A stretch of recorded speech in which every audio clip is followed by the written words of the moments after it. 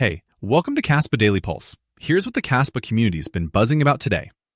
First up, the biggest actually useful thread today was around Kasia and on-chain messaging.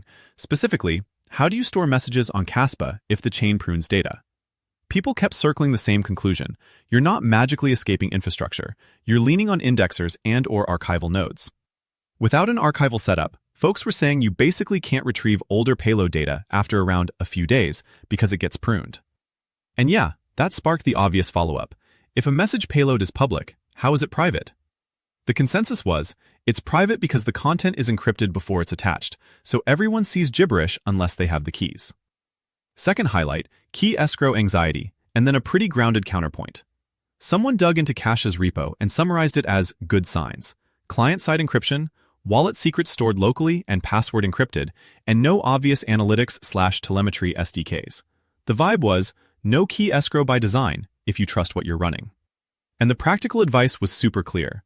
Build from source if you're paranoid, run your own node and indexer, and even check network egress so you know exactly what endpoints the app talks to. Third, infer-realism hit hard. A bunch of dev-minded chatter about Kaspa.social using a self-hosted Supabase setup, plus the repeated, just rent a VPS refrain. The philosophical split was, make it free and easy versus decentralization means users can self-host and, yeah, that costs something. Fourth, the community's future-looking hype is still vProgs and the broader ecosystem.